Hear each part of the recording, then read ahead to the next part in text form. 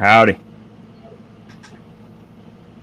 Sorry, I'm distracted. I'm getting ready to mute YouTube over on my other screen here, so that I don't get wicked echo.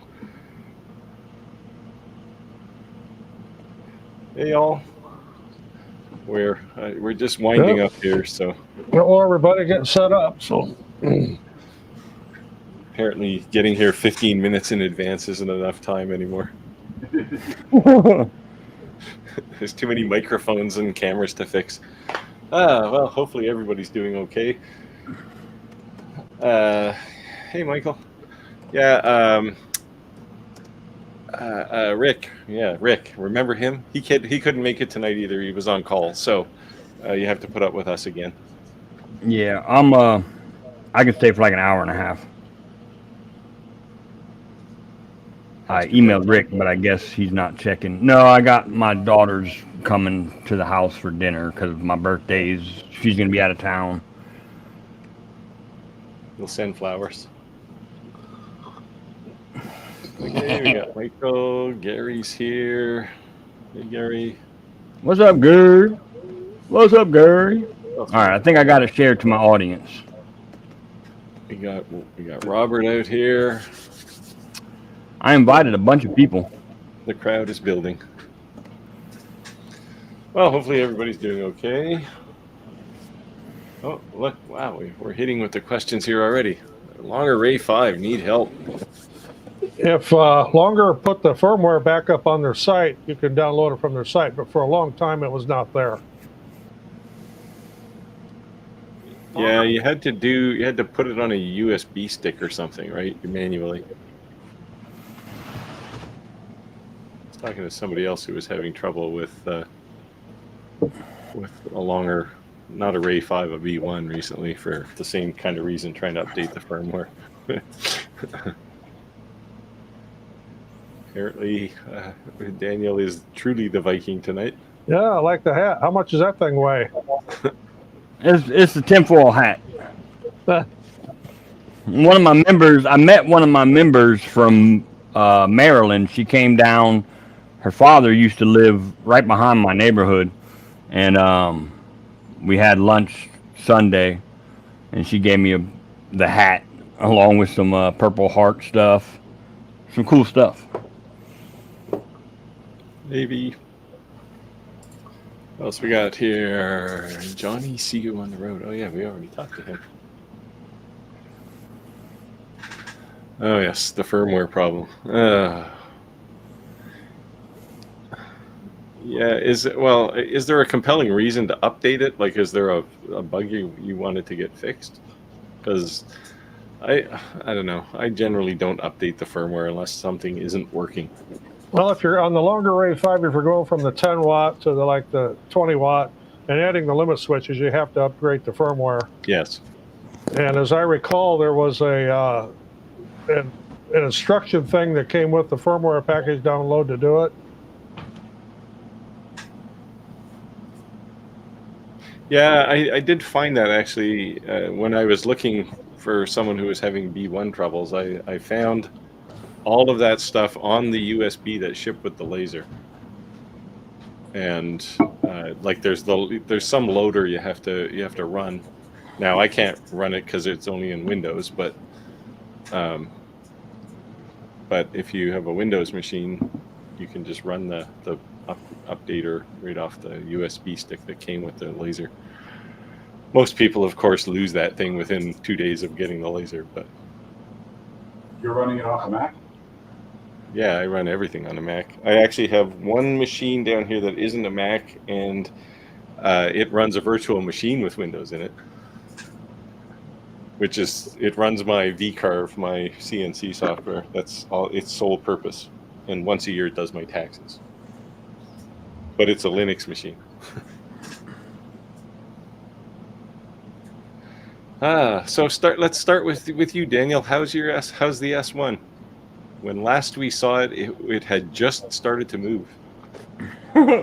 Well, I really haven't turned it on yet. I got it set up. I had to build a little stand for it, and I I've actually got a sponsor from FlexiSpot, so they sent me a big table that has the remote legs on it.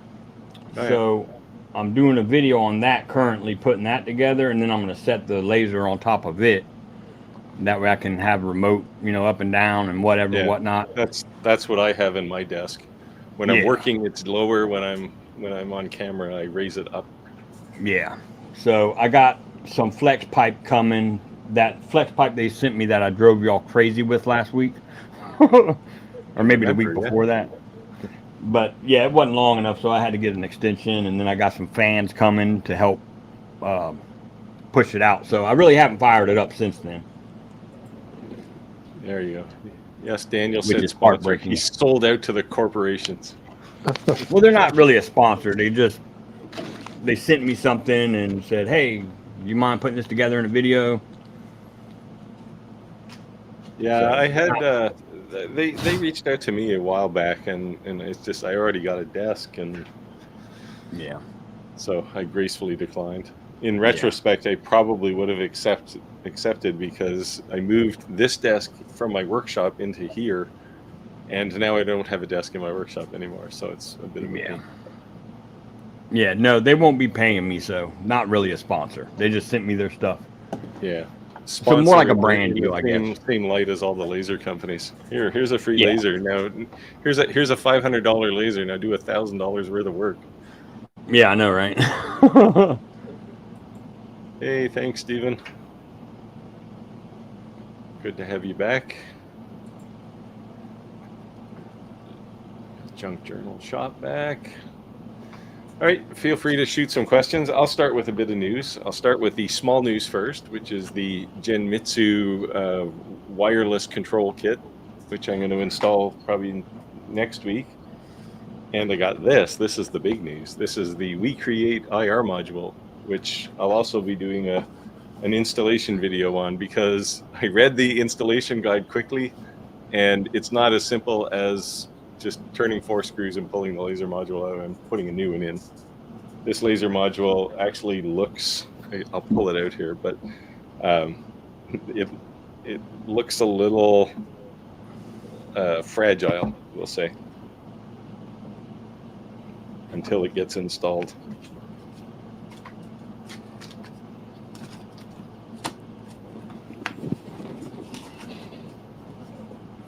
Johnny, what's up?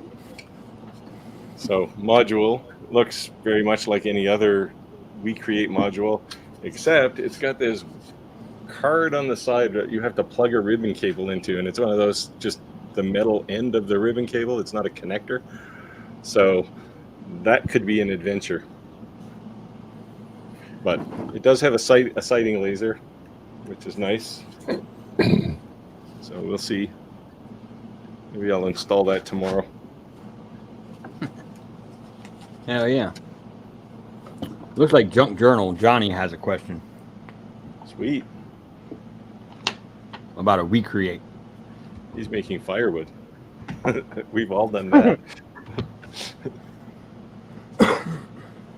Where's the... Oh, there's the We Create question. Okay.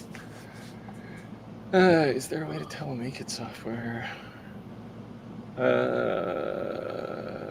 I think you can just type in the value, actually. It's not really going to matter anyway, because certainly 3mm setting will cut 2.7mm, and you're probably not going to engrave through 2.7mm anyway. So you can probably just use the 3mm setting. Where would you input that information at? So over on the side, and I'm trying to make sure I don't have it confused with XCS. Over on the right-hand side where you select the material, I think there's an option in there for setting the thickness. And I know there definitely is for XCS, you can do that, but I thought there was also one for Make It. I actually don't remember. Yeah, exactly. Well, that's the thing, right? And it's like, I just ran it yesterday. And it's just, you get on cruise control when you're running these things. And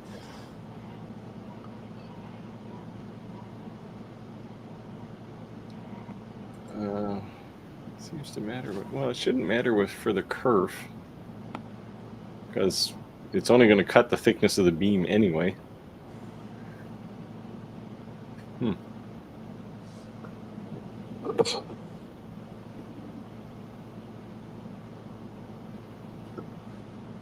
Yeah, well, just pick the 3. Oh, okay, yeah. It's like a finger joint, right?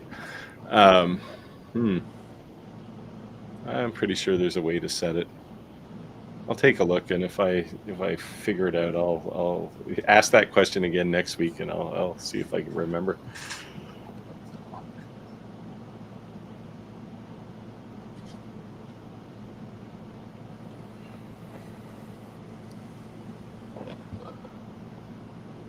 To get the proper one, and it's expensive. It's an acrylic, but it's the optics are designed for the blue laser. It's not just plain orange acrylic, and they do have it on Amazon, but it is expensive. Yeah, what makes it expensive is it may well be the same as the orange stuff you can buy yourself, but it's been certified, and that makes a big difference.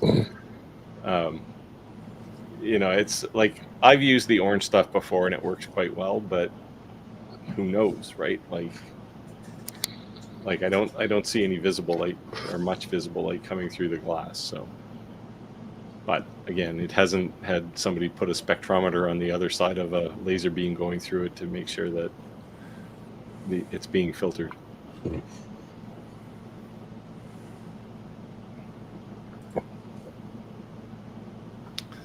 Oh, I didn't even know the IR laser was available on their site yet.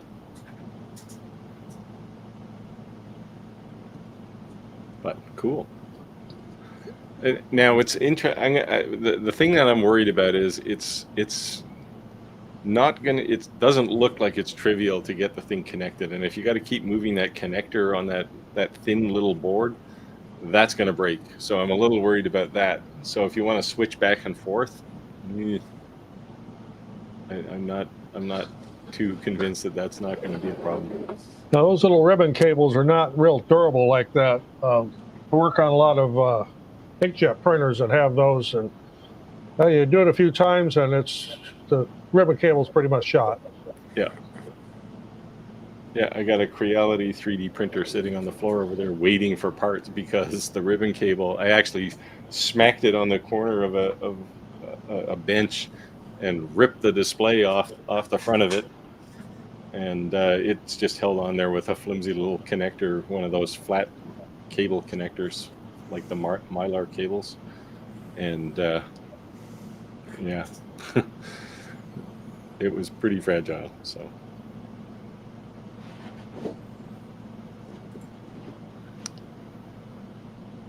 Oh, I went to the School of Hard Knocks. That's probably how all of us learned. Yeah, you make somebody. So somebody else just reported that they're making firewood. Make some of that, and then you'll learn how a laser works.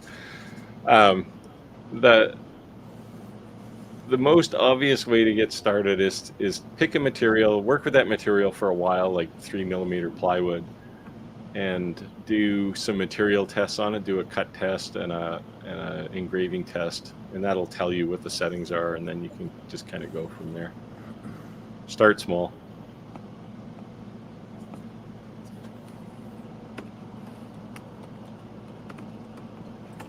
Yeah, the X-Tool IR head. I've got one of those kicking around somewhere for a D1 Pro. But I haven't. My D1 Pro is hanging on the wall. It's legitimately a wall hanger right now. Mostly for lack of space, because it's got the extension rails on it, and it's too big now.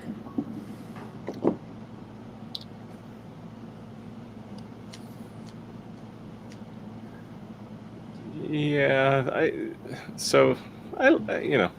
everybody sells these portable, these little foldable enclosures. They work all right, and they're flame proof, and usually anyway.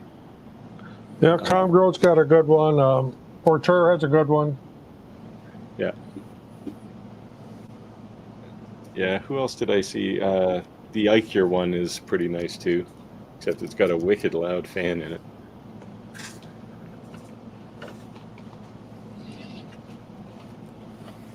What is the Acmer? It's just glitter fart. They pick some interesting names in Chinese companies. Well, I've got the IR for my longer Ray 5, and it's a very, very easy swap on that one. Yeah. Well, So, that's Steve, what I was kind of hoping for with the WeCreate, that they'd put some kind of adapter in there that gave you that quick swap capability. Because on a Ray 5, you can change it to an IR module in about 2 seconds. It takes, you unplug the cable, plug it into the IR module, and one screw holds the whole thing on. So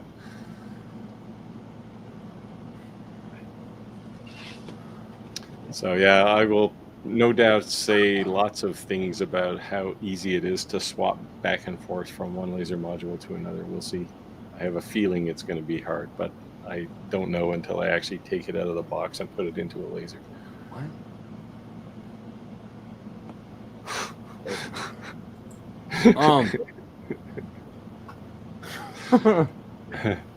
I slowed down.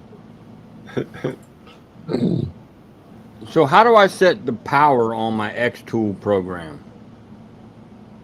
You pick a material. So on the if you're running XCS2, you can manually enter it. Like over on the right-hand side, there's a power. You have to click the setting. There's a material settings button. So you can pick a material, and you can get one out of their library if you're using something reasonably standard. But you can then adjust away from those standard settings if you want.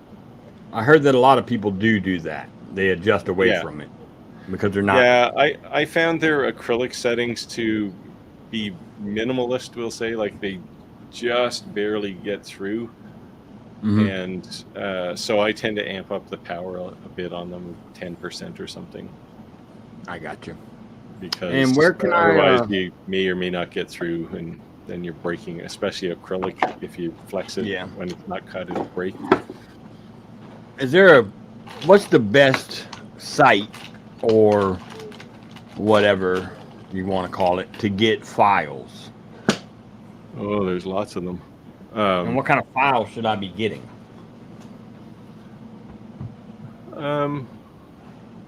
Like well, that's an interesting question.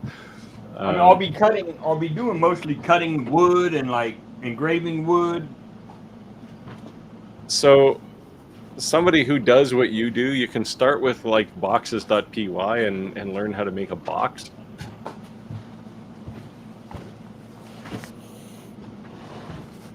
And somewhere what's it called, boss? Boxes.py. It's basically a box designer. Huh. And so you type in a bunch of parameters like your material thickness, and it only makes finger joints. And you basically say, here's how many fingers I want and then you pick the height and length and all that stuff. You can pick whether it's the inside measurements or outside measurements. And then you click the go button and it magically generates all the parts for a box. It works really well, actually. The first time it'll take you a while, but usually I have one of those things kicking around here. Yeah, it makes, if you're going to design a box and try and laser cut it, it is the way to go, because it's the ultimate lazy way to design one. Yeah. And you can do boxes with like inserts, like slots in them, and the slots can be different sizes, and it's quite powerful. Yeah. So what about like, you know how they have like the layered, I guess, layered pieces, like, how do you explain it? There's like different layers that they cut out of the piece at one time, and then it stacks on itself. Yeah, you can. A good place to get those kind of files is on designbundles.net. Yes. I've seen other places too. I'm trying to think where. See, yeah, it's not my normal use case. Normally, if I'm unless I'm doing something for a video and I just want to grab something quick, I build my own stuff usually. So cool. But then you have to learn how to use things like Fusion 360 or some drawing program. You can use Lightburn, but if you're using If you're using a X-Tool laser, then you're going to want to do all that stuff in XCS probably. Glitter farts back with just the profound words, topology map. Are you looking to build a topology map?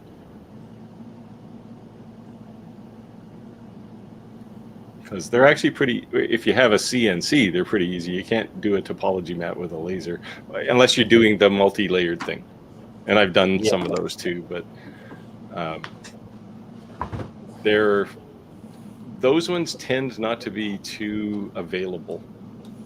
Not for free anyway. Now, I see lots of people using lasers to cut out acrylic templates. Is there a specific reason why you would do an acrylic template versus, something like in quarter plywood? It's more durable.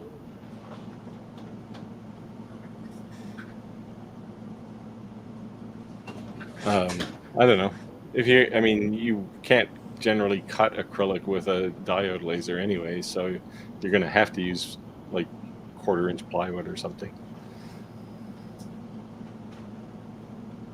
I was thinking of that. One of those things where if you use like cardboard, you could even after you cut it out with laser, you could do some manual shaping to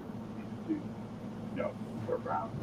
Yeah, you can use plywood. It's just not as durable as acrylic, right? If you're putting a bearing bit on the edge of it, acrylic will last forever.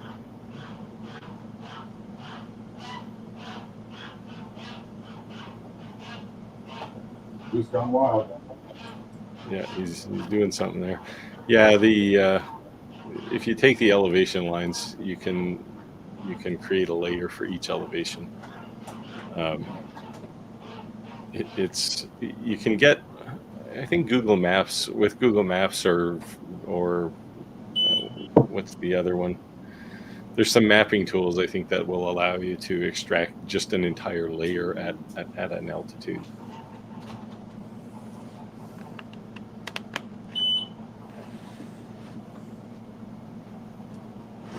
He gave up the hose, so now he's making his printer or his laser beep.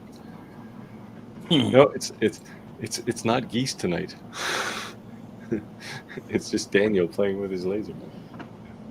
I've seen him try to do topology maps in Florida, and it's all just flat. Yeah, anytime I want to make a top map, I generally just CNC it. It looks so much nicer, but you got to use what you have, I guess. I've made laser topographical maps, and they work. I'm trying to think of which one of the mapping tools I used that lets you extract out individual layers. New firmware version found. Yep. Update. Well, of course. Oh God.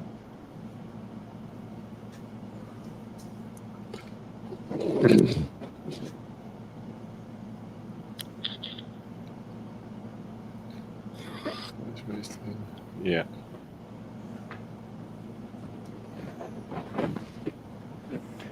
So what's that camera that Rick was talking about where it follows you around? Oh, I don't know. What's it called? Insta360, is that it? Oh, yeah, the AI-driven ones? Yeah.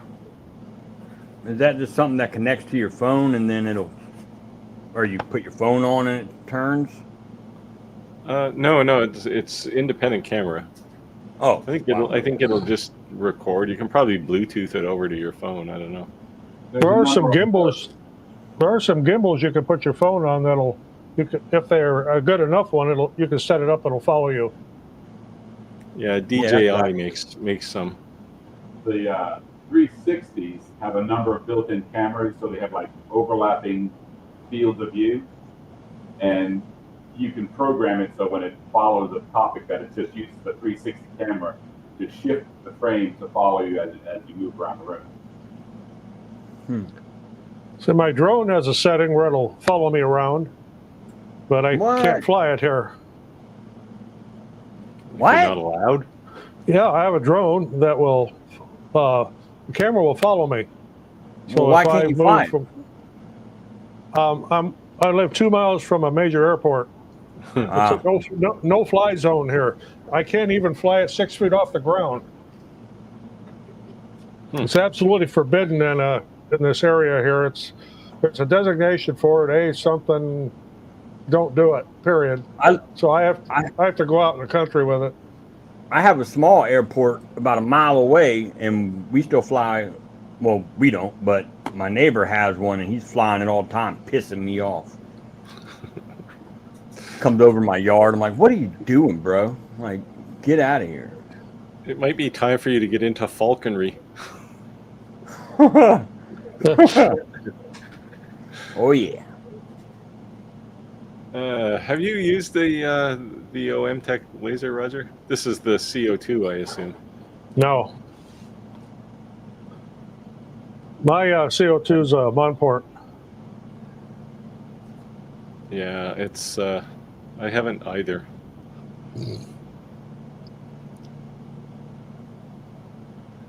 Is there an issue?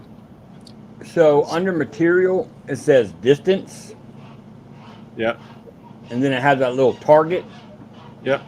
So you can hit that little target, and it'll go off and focus itself. Put some material on And then it says automatic distance measurement can't be performed from this area. Yeah. What's that? I've run into that.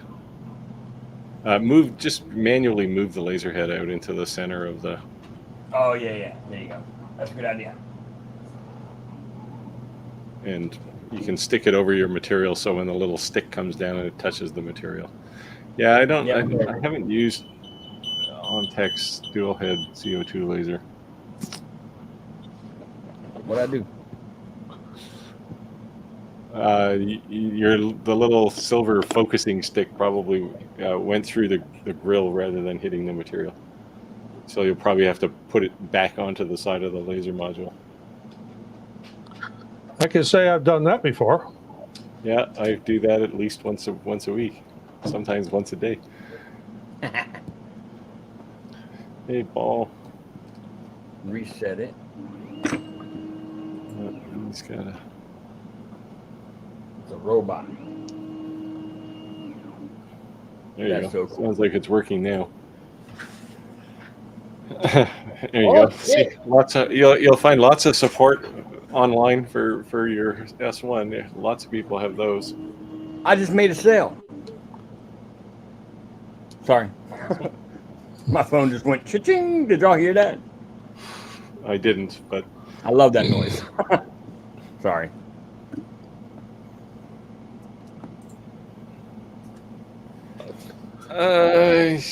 You can engrave black acrylic. You can't. The important thing is you can't cut anything with an IR laser, not a 2-watt one anyway. So you're going to engrave stainless steel, black acrylic are the two big ones. What else can you do? It will do wood, but it takes forever. Yeah, it's not worth it. Forever. But yeah, I mean, if you want to engrave something onto a ring, yeah, you can do that if you have a rotary. You should be able to do that in an hour or so. I have to install. Yeah, That's so cool. The extension rails on the D1 Pro were pretty. It was a pretty elaborate thing. It took a couple hours to get that put together. But the longer Rave 5 is really, it's like, 2 screws in each end of a rail. It's pretty quick. I better plug in my air assist. Now, when I did the extensions on my Ray 5, I went to the full 850 millimeter square, and that took me about 3-4 hours to do because you're basically rebuilding the laser. Yeah, that was the D1 problem. You basically tear it down into nuts and bolts, and then rebuild it. Fuck.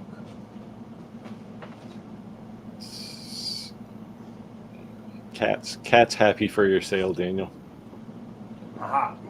Thank you, Ken. Yeah. You got some. These things always look like ice cream cones to me, but I guess they're those. I don't know what they are. I broke my damn thing. What thing? My Hey, Andy. this thing. Son of a bitch, man. You can let us know where you're calling from too, when you're putting things in the chat there. Just the first time. Like to see where people are around the world. Building serving trays. We're about to fire it up. I had at my last market, I had a local vendor who does laser engraving came up to me and asked to buy him, bulk product of like shot trays made out of barrel wood. We wanted it unfinished, just drive the holes and give it basic shaping, and then he was going to take them and customize it laser-wise for whoever he was reselling to.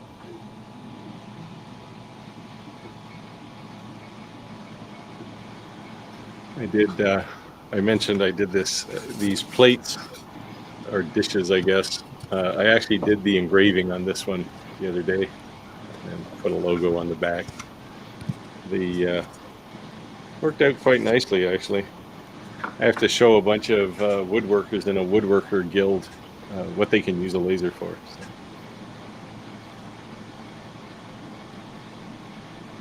That's actually pretty easy. Oh, look at it go. Yeah, there you go. Hey, thanks, Glitter Fart. We always can Glitter use Fart. new members.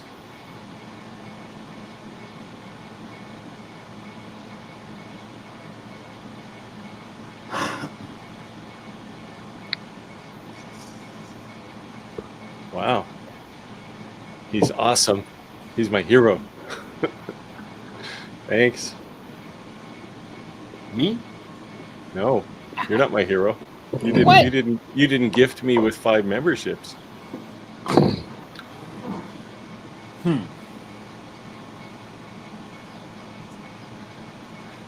Oh yes, these are always interesting questions. The biggest bed. X tool is a little bit bigger than the weak rate bed, and I'm not familiar with the Lasermatic.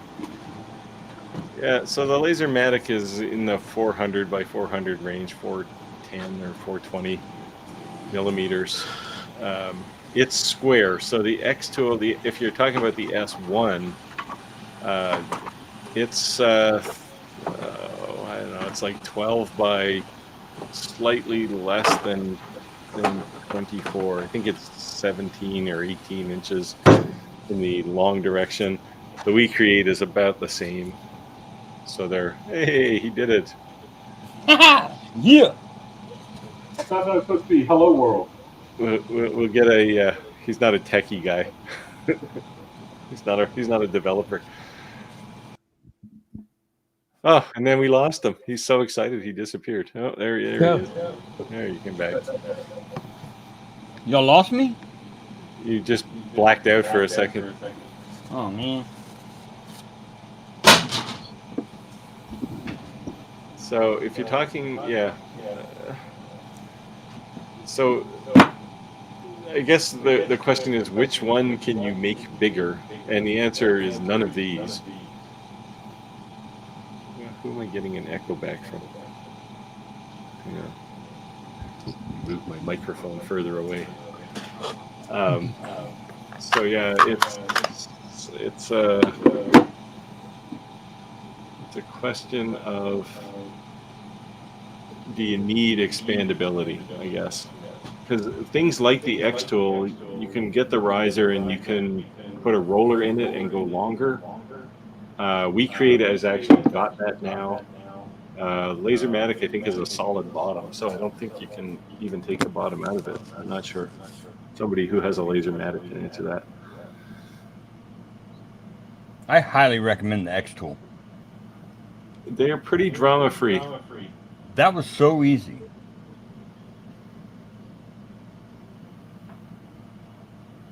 Yeah, Oh, I'm about to tear it up. There's no There'll be stopping. laser engraved Vikings everywhere. Little coasters with Vikings on Yeah, there's no end now.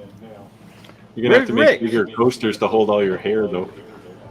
it. This end up. Well, we're getting a big echo from somebody here. Yeah. Let me just start muting people to find out where it's coming from. I think it's Daniel. Well, I know it's not me, 'cause I've got headphones on. Yeah. Hello, hello. No, it's Daniel.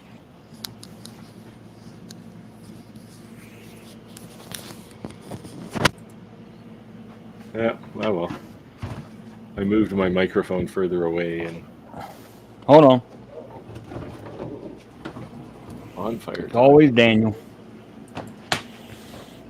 Oops. These controllers have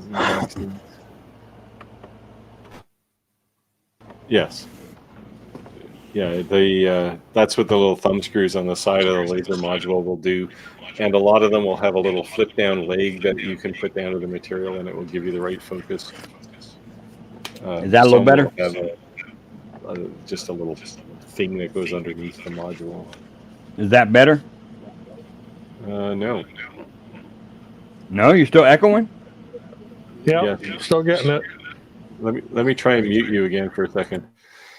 Well, let's see. No, it's definitely coming back from Daniel's world.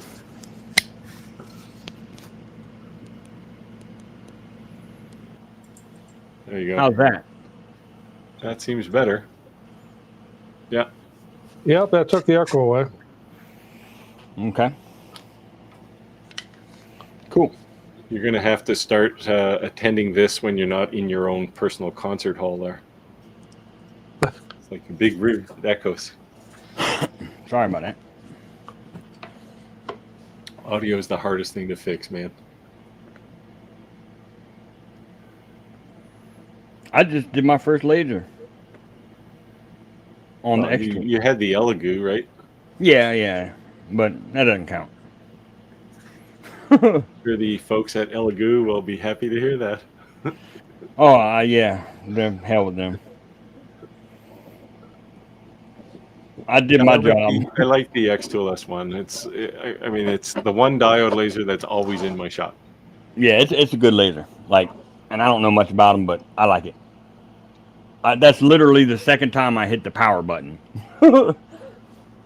Yeah, now you know if you had two of those with XCS2, you could run them both at the same time, so you could do two different jobs.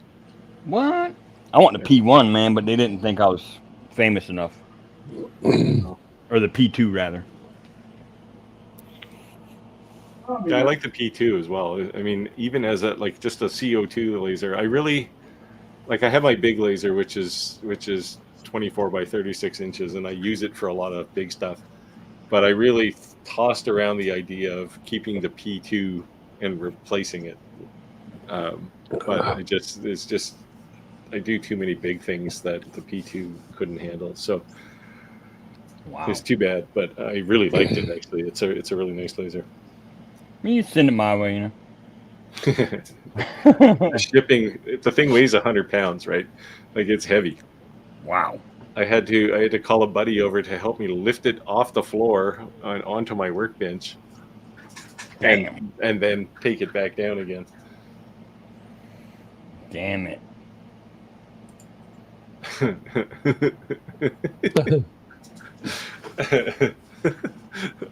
I'll bring that up. Rick, if you're watching this stream, note this message. Yeah, where is Rick? He's on call. He's like an electrician guy, right? So he's on call, and because there's some storms apparently coming to his area. I was gonna say maybe it was his live stream last night. He's too tired. Yeah, he's he missed last week too.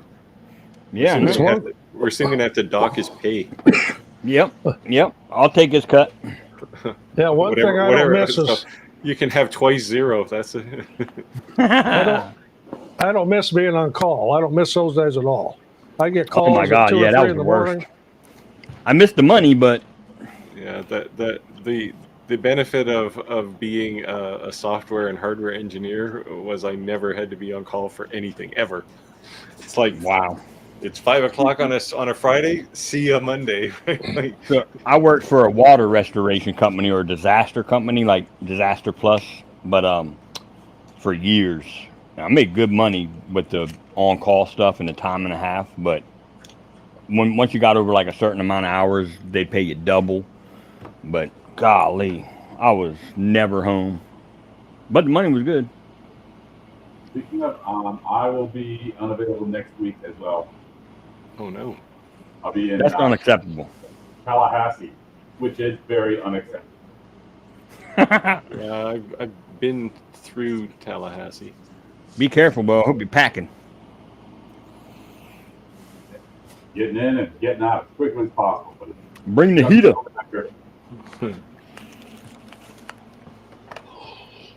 Wow. I didn't think this was possible. Must be a consultant. I've never seen a consultant on duty after hours. Yeah, he needs to find a new job. Let me talk to him. I'll hook him up. Is he web dev? I mean, I can see that for like business or point of sale. Yeah. Well, it depends. Like, I mean, I did some high reliability stuff, and there was always, once things got into service, if there was ever like a software problem or a hardware problem, somebody had to be available, but it was never me. I managed to worm my way out. Part of the advantage of being a boss is you can assign that to somebody else.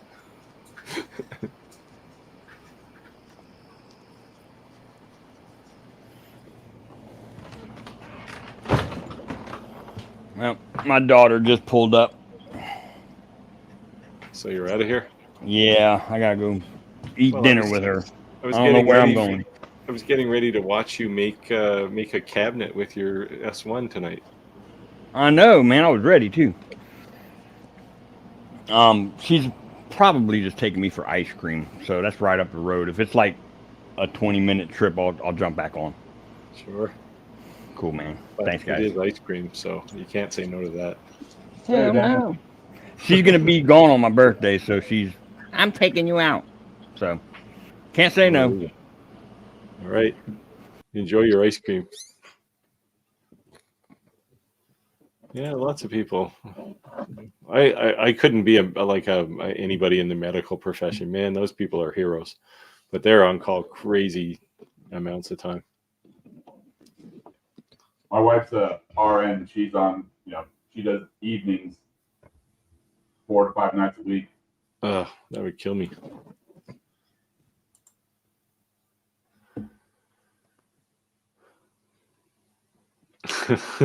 That's what my wife used to do when I get back from a call. Well, how'd it go? What'd you do? And I tell her it's okay. Absolutely no idea what I'm talking about.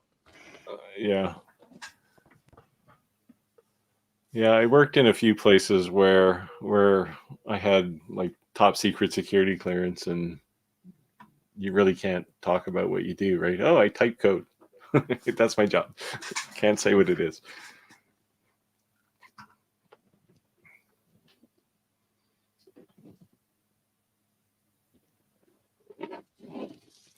Yeah.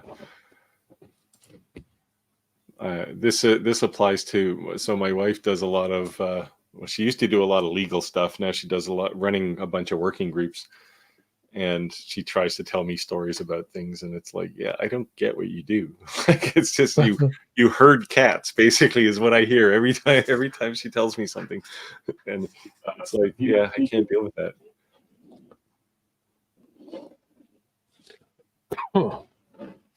Yeah, there we go. Here. We should all appreciate the medical profession.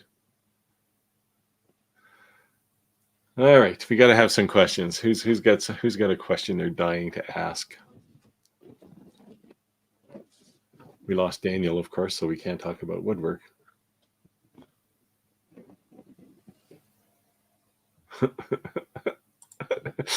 Okay, we can't say this.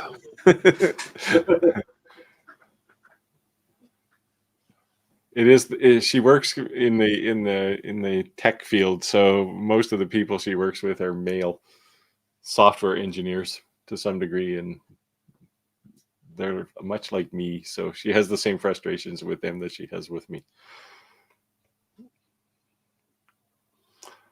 Yeah. Conrad can answer woodworking questions tonight. Is there a laser machine that would?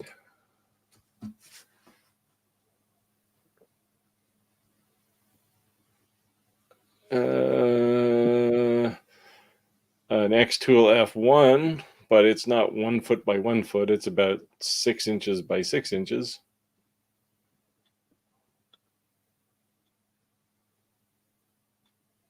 And you can run it with a fume extractor, and it works really well, actually.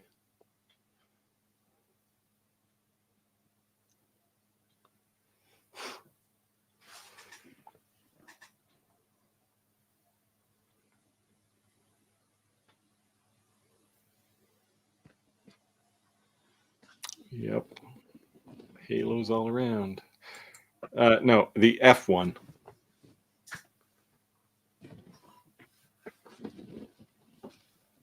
It's looks like a little toaster or something, a little microwave. Yep, F1. Yeah, there's also the laser pecker. And it's they have a laser that's basically a head-to-head competitor with the F1 now. My Facebook feed is filled with those. What's that? My Facebook feed is filled with laser pecker and S1.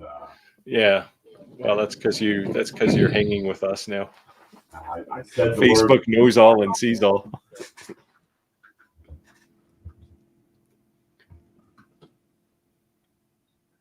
Oh yeah, me too.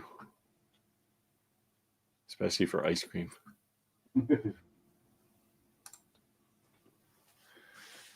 How do you?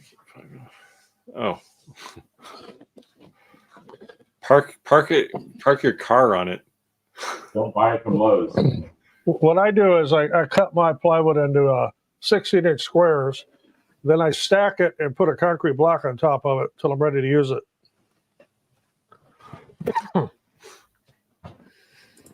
Yeah, it's $2K Canadian. That's about $50 in the US though. So.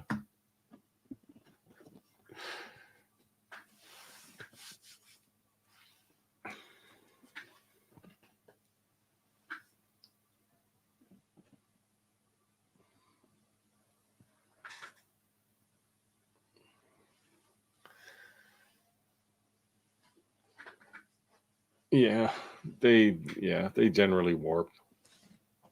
But if you keep them stored under weight, they'll stay flat enough long enough for you to laser engrave them. They might bend after, but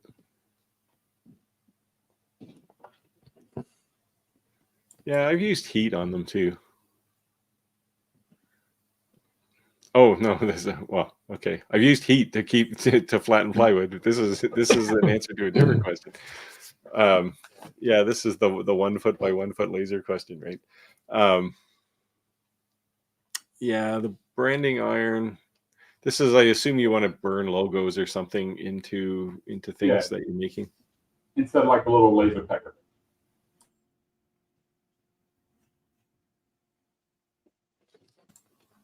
Yeah, any diode laser will work. I used a diode laser on the back of this. This was a Creality Falcon 2.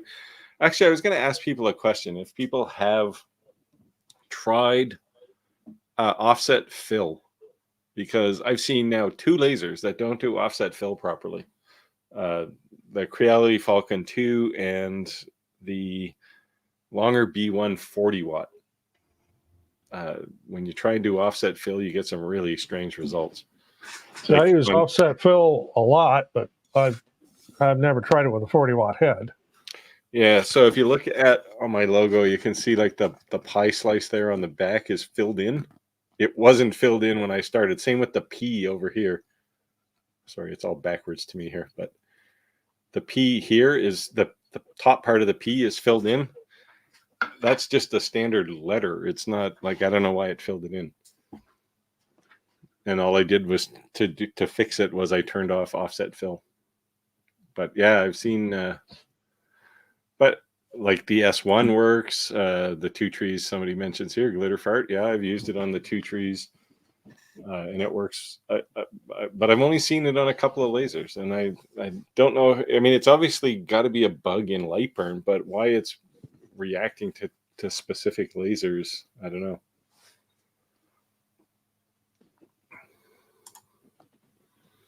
Yeah, I've used X tools. They work great.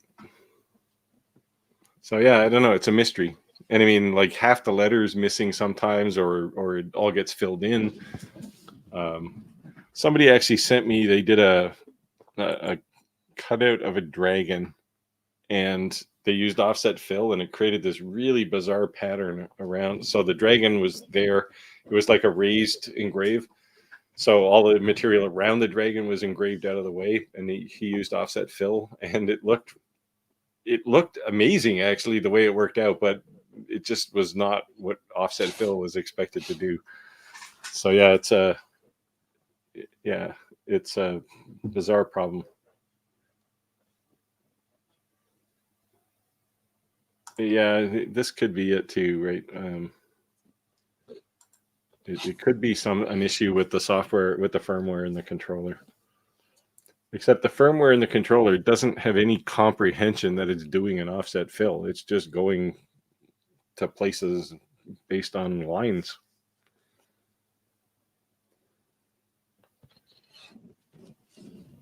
So I don't know. It's just some bizarre thing. And I've seen it on, like I said, 2 lasers right now. And it's almost prompted me to go and have a look at a few other lasers and try it, because I don't normally use offset fill. I don't like the output of it generally. It's faster though.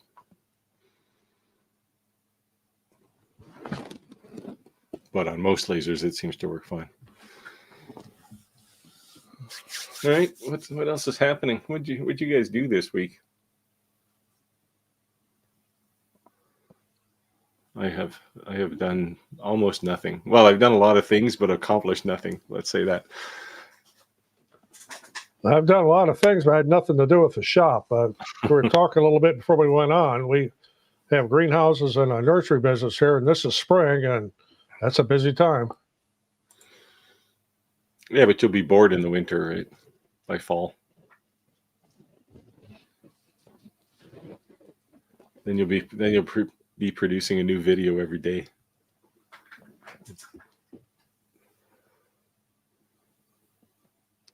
Yeah, I was at a couple of markets talking more products. Yeah. Had a pretty good weekend. Not huge, but it was a good one. Yeah, I can't get into the whole market concept. I know lots of people sell that way. It's just, I don't have the attention span it takes to go sit somewhere for a weekend. And it would mean I'd have to make volume, and I don't like making things in volume. I'm innately lazy, so you give me an opportunity to sit in place for a couple hours, I'm in. See, I can't. I don't even sit. I don't even sit and watch television all that often. I have on my screen over on this side, I have always television running there, but I don't generally watch it. It's just making noise when I'm in my studio trying to get something done.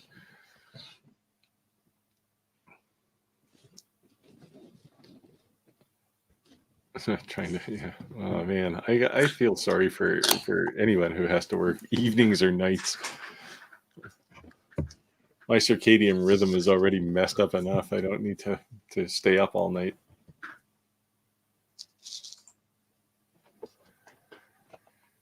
So yeah, I did a video on these making these dishes. It goes live tonight actually. So, well, midnight, which in Australia is probably like 9 o'clock tomorrow morning, but or yesterday morning. I don't know which way the clock goes, but so, and I made all of the files are available. So,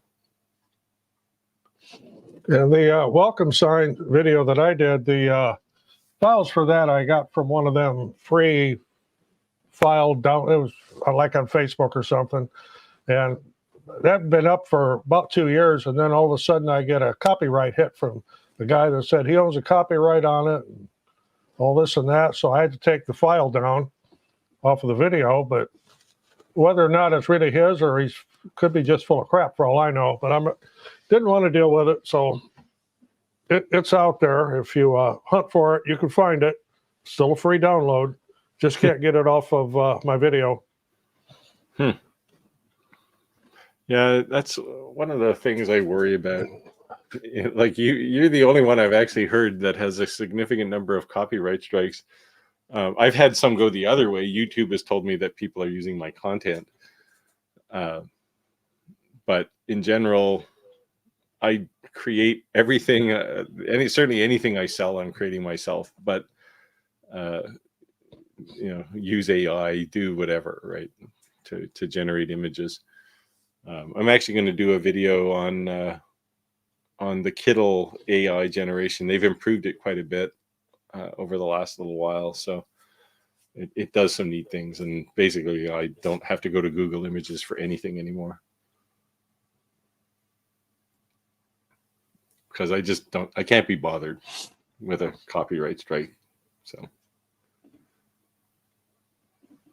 hey, getting a sneak peek.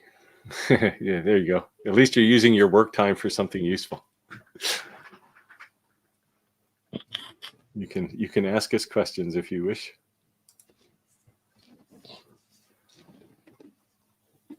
There you go. You're getting some credit for the welcome sign.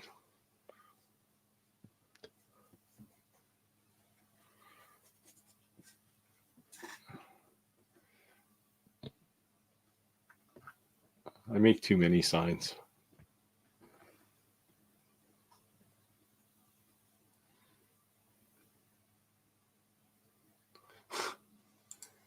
Yeah, that's the sentiment I'd have too. If you're going to put it somewhere for upload and free download, you really don't have a leg to stand on from a copyright perspective. Like, you're not distributing the file, you're just telling people where to get it, right? So yeah, so like I say, it's there. You just have to go find the link yourself now. Yeah, that'd be one of those times when you could say, hey, I'm just helping you out here, right? So, like, there wouldn't be a legal leg to stand on with that, because you're just pointed at their site. You're just promoting them, basically. I mean, it would be potentially different if you downloaded it and re-uploaded it to your own location. Then you're distributing. But I don't know. You should have told them to take a hike. I pretty much did, but I just don't want the hassle. Yeah, well, there wouldn't be much hassle there. But I was did actually- the download come with a license agreement, like a terms of use? No, it was just one of them free laser file Well, sites. You can download all kinds of stuff from it. yeah. That's where I there's found no it. legal leg to stand on unless there's a license there, right?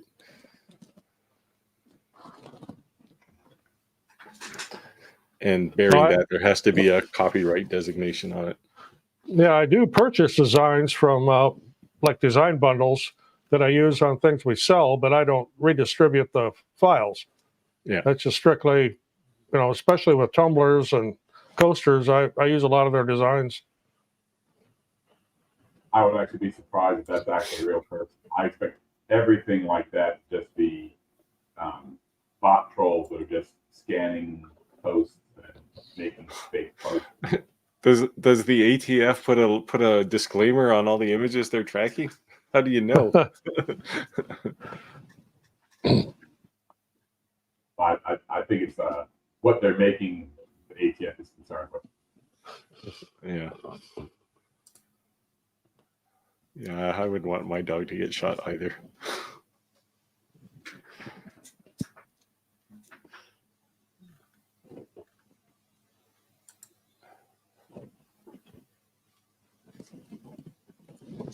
Light burn. Yeah, go direct to Lightburn. Yeah, don't go through a third party.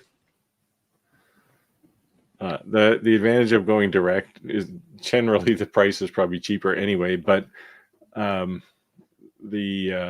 you'll get notifications when your license is up for renewal, because Lightburn has an annual license. The renewal is not the same price as the first time. It's like $20 or something, $25 a year.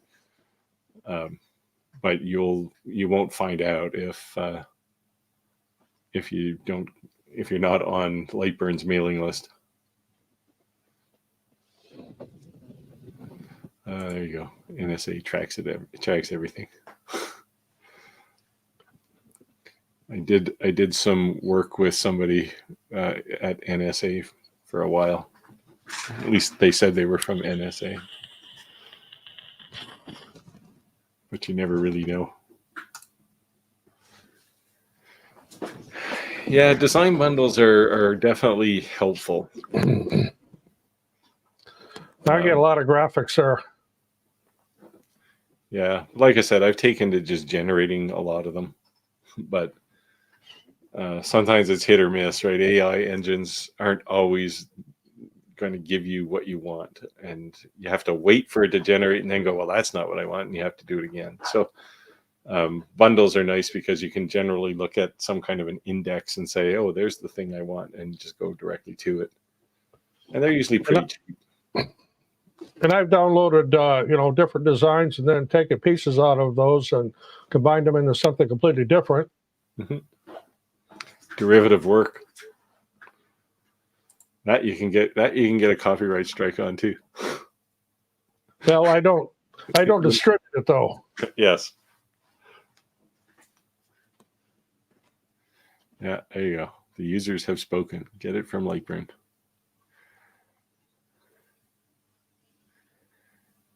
Yeah, so when you buy a license to Lightburn, you'll get free updates for a year, and they're all maintenance releases. And you can continue using it after that, but if you want to continue to get updates, you have to update your license. So it's a pretty generous license, actually.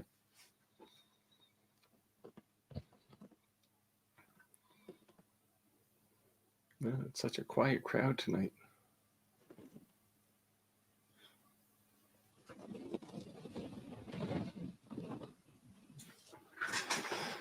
All right.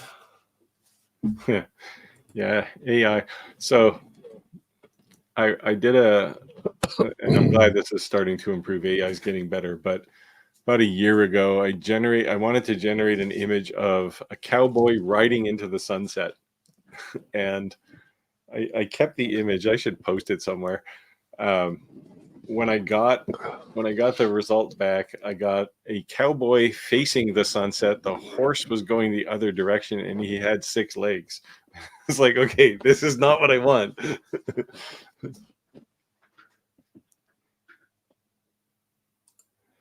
Oh, well. There's lots of people actually who listen in here who don't have lasers. But it's a good place to find out what laser you should buy, because we all have opinions.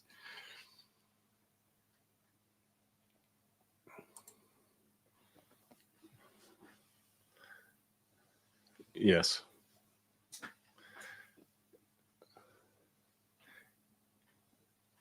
Yeah, so a lot of them will say, yes, it's equivalent to the certified optically dense acrylic, and it might be, but you don't get that little sticker attached to it. And some people will definitely worry about that. For me, it's like, not to diminish safety, but the laser's pointed down and your window's at the top, and anything that hits the glass is gonna be scattered, so it's gonna already be substantially weaker. So, if you think so, what was the enclosure you put together, Roger? You said had like 100 screws. That was the Great Carve. Yeah. So and do you it's think orange, and it's do you not, think I don't that, think that's certified. Yeah, I was going to say, do you think that's certified? I don't think so. No, I doubt it. There's no stamps on it anywhere. No.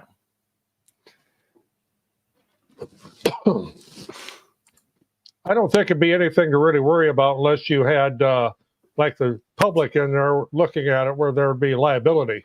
I mean, it's just for your own use. You don't have any liability there. No. Yeah, it's and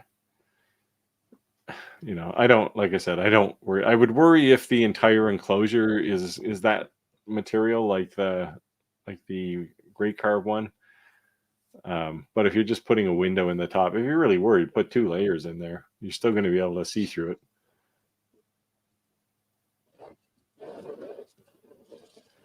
Yeah, Cat's headed out. See you, Cat.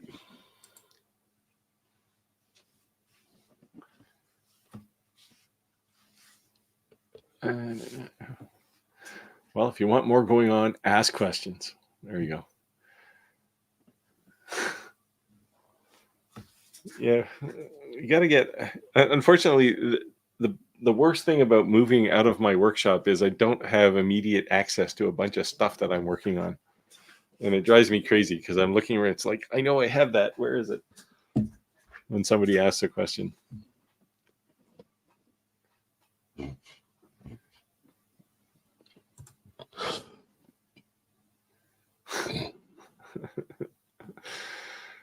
Well, being lazy is okay. I have a lot of experience being lazy, and I've never been disappointed.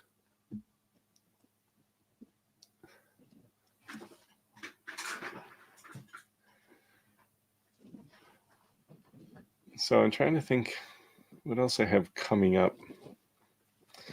The We Create one, I'm definitely interested in the IR module, but there's a couple of other things. I'm still waiting for some fiber lasers to arrive.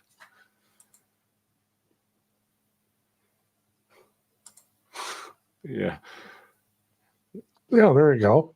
Yes. The Chinese have a term called lying flat, which is, if you keep it low, no one sees you.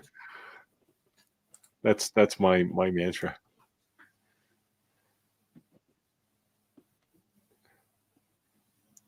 Yeah.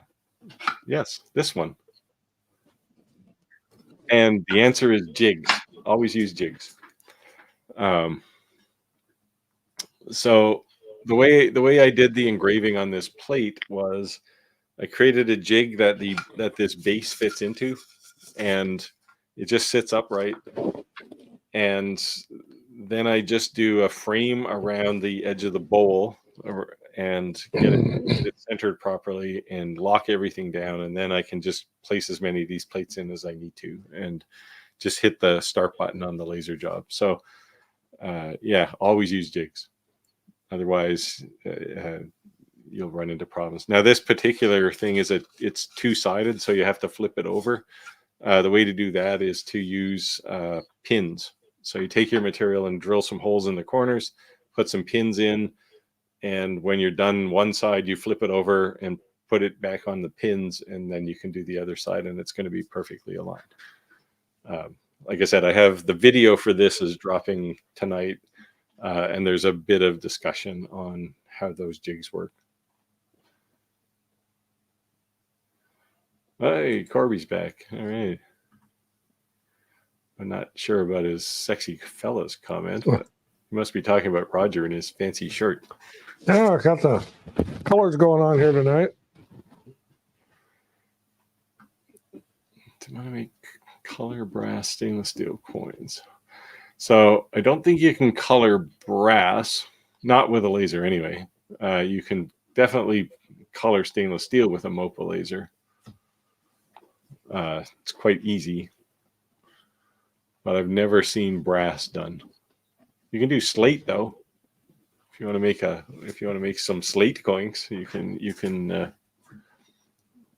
color slate. Yeah, you can practice on stainless steel.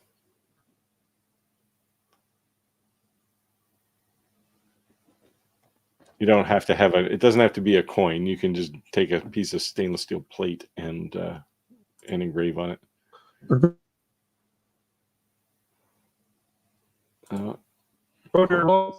Corby has confirmed he's talking about all of us. I think Corby needs glasses, is what I think. Yes, I don't know where you'd find slate coins, but it's the original currency of the ancient Romans or something. No, but if you're making slate coasters and you have a MOPA fiber laser, you can definitely color it. And again, material tests are your friend. They'll tell you what all the settings are to generate particular colors on stainless or slate or anything else. And then you can just keep those as a reference.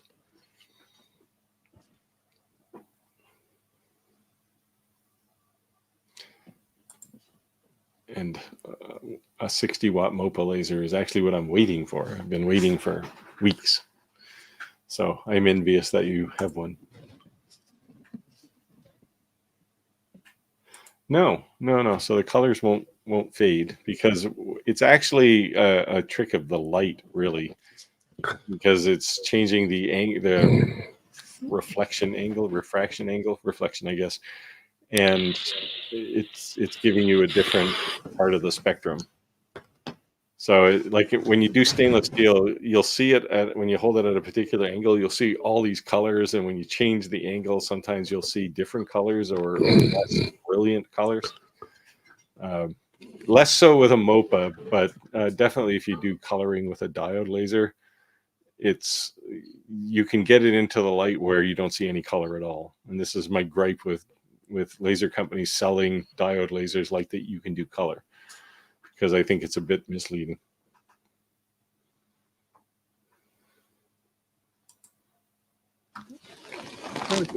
Run a material test and like an engrave test, and you'll see that there are different power and frequencies. If you're on a fiber laser, different frequencies will generate different colors. And you can do all of those with Lightburn. You can say, do me a power versus frequency and frequency versus speed. So you can do all of those, and you'll see what you can generate. It's quite cool. There you go. That's kind of what I was thinking, actually. Yes. Takes me back.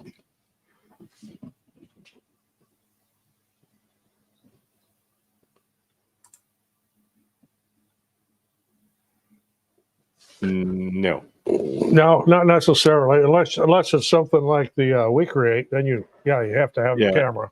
Yeah, if you have the We Create, it's pretty accurate. It's within a millimeter of accuracy.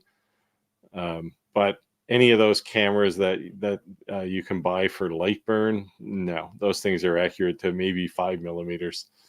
So, and they're hard to keep in place and keep accurate too. I had one on one of my lasers, and I think I mentioned here a while back, I just got tired of it, took it off, sold it. Yeah, I don't generally use one on a diode laser either. The We Create, though, you have no choice, but it's a good thing because their camera is actually really good. And yeah, you're welcome. This is kind of what we do. But yeah, jigs are like physical positioning is the way you want to go. Yep, making a test grid. I do that on a lot, even though I know what my settings are going to be. When I switch to a new batch of material, I still do it. Yeah, I used to have basically just a chain, and every time I cut a new material, I'd save the cut and I'd stick it on that chain. So I had like this little flip book of materials for any particular laser that I was using. Need a Rolodex. Yeah, it's almost like that. See, Corby, it wasn't that your YouTube crashed. They shut you down for making incorrect statements. Blatant lies on the internet. Yeah. When you publish a YouTube video, there's a little checkbox that says everything here is original. There's nothing misleading. You don't have a deep fake of somebody making compromising statements. Like they're getting a little more strict, which is good, I suppose. But it's taking all the fun out of it, just as the ability to create your own contrived video is getting easier, they're making it harder to use. So.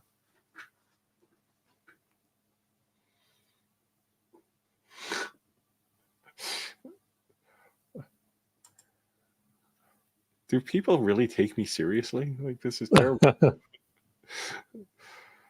I think the first thing is you don't take Corby serious. I almost never say anything that's serious, just so people know.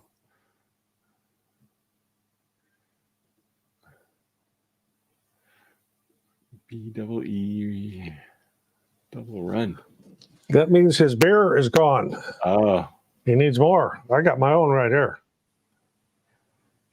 I never see you drink it though. Like, oh, you keep. Oh, I thought you had a straw in that bottle there for a second. Oh no, we're starting something bad. Well, you probably want to tune into my my OnlyFans channel then.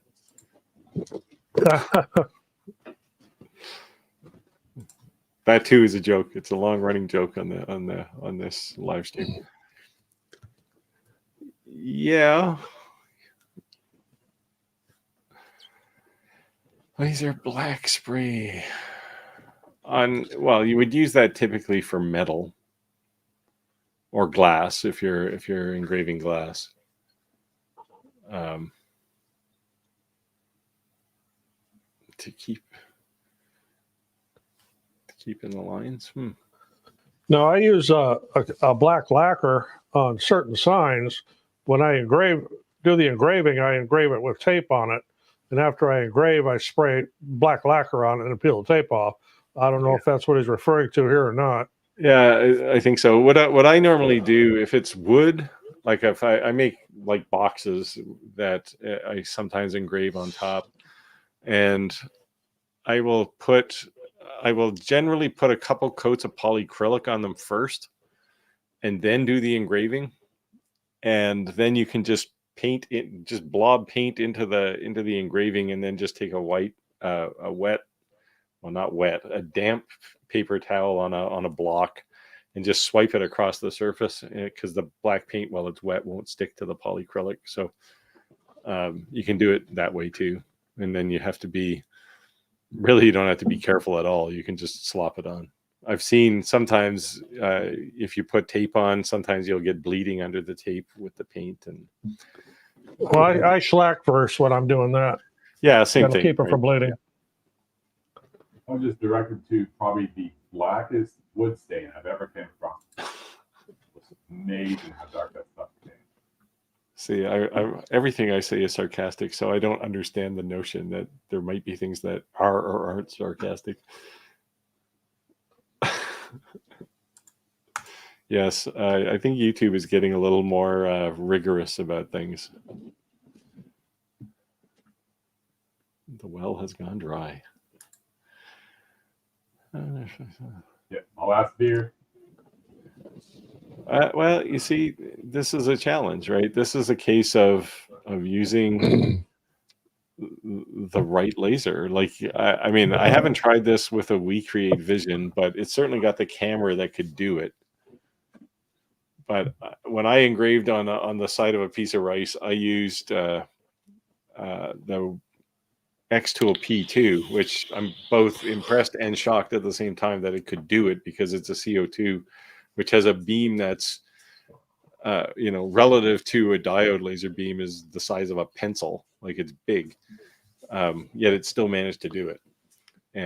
But that has two cameras in it. It has the overhead camera that shows you the whole workspace, and then the close-up camera. And I used the close-up camera and basically zoomed in on the piece of rice and engraved it. When Clack did this, he used the F1, which has you can zoom around with a red sight, and you can run around the outline of the thing you're trying to engrave, so you get kind of the same effect.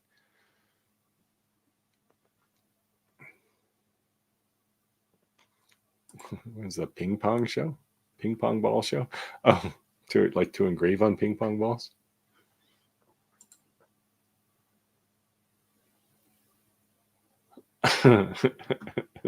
Yes, definitely. I'm definitely not live on OnlyFans. Sorry to disappoint. Where are we here? Yeah, you can do that too. They're hard to find though for diode lasers. Backing up a question on the laser paint versus regular paint, it's the composition of the paint makes a difference. Yeah, I typically use for painting into engraving on wood, at least, I typically use acrylic paint. Just because it cleans up easy and it sticks to wood fairly well.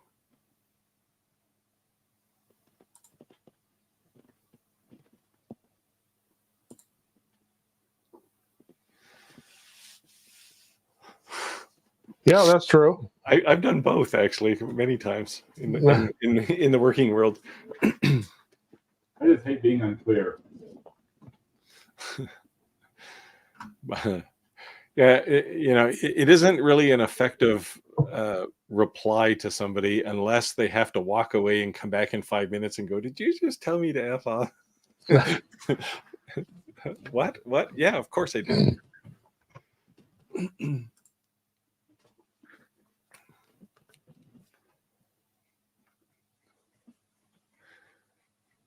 Yeah, well, the shellac, I guess, or polyacrylic will burn off, but you can do the engraving first and then put polyacrylic on it. But I just tend to do it all in one shot.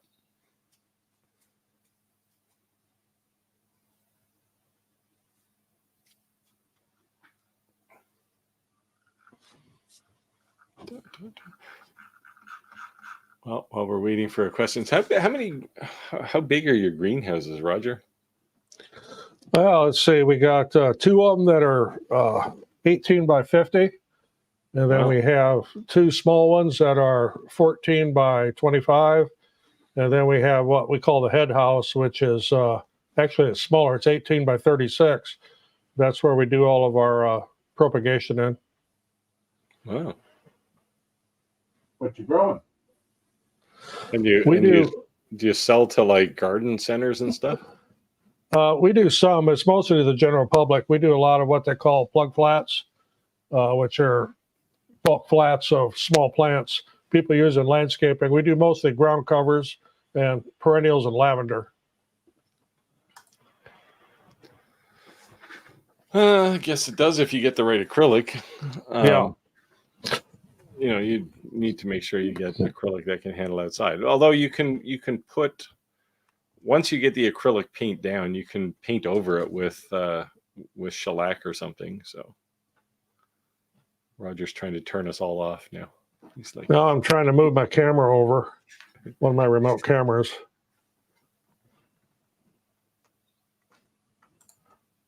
To fire that drone. Yep, you can do this. There's no, I mean, the only wrong way is the way that doesn't give you the result you want, right? So there's some outdoor acrylic paint. here's Roger's paint rack. Yeah, I've got a couple of those. So yeah, we do quite a bit of that. I could show you my acrylic paint rack, but it's basically a bottle of one thing, black. I don't generally paint other colors. But you do all kinds of things with mugs and stuff, right? You paint on. Yeah, those? we do a lot of signs, and I do a lot of color fill signs. Yeah. And then if I'm doing wife color has fill, I use resin. My wife has a lot of things she likes to do, statues and figures and stuff that she likes to have outdoors. Yeah, the artsy people. How enviable. I can't really paint anything.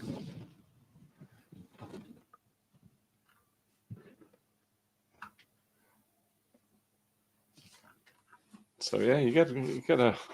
But you said you ship everything in your greenhouse. Yeah, everything gets shipped. We don't have a store here. We don't do anything direct. Like ship to me in that scenario implies that you put it onto a flatbed and. Oh, United States Postal Service and UPS. How do you Daily ship pickup from them plants from through both the, of them. through the postal service? We have special boxes for it. We have made by a company that's local here. It's called Liberty Packaging. But how do you keep the postal service from punting the thing into the truck and it's upside down or something? Everything is netted. We actually, you ever go to the grocery store and buy a bag of onions in a net? Yeah. Everything we ship is netted. You can turn it upside down, it won't fall out.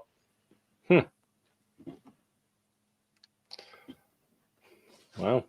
I've Yeah, so we've got about the plant business today. What kind of perennials are they? we got a system for it.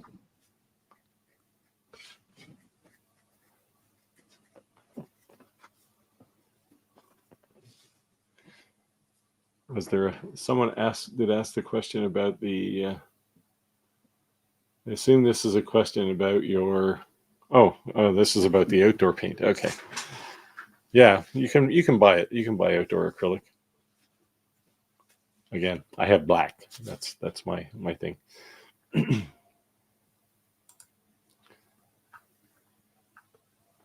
Wow. Oh, you can also ship honeybees in the post office. This just sounds so wrong to me. Like, what if it gets delayed? Then you got a bunch of dead chicks in a box somewhere in the back of the post office.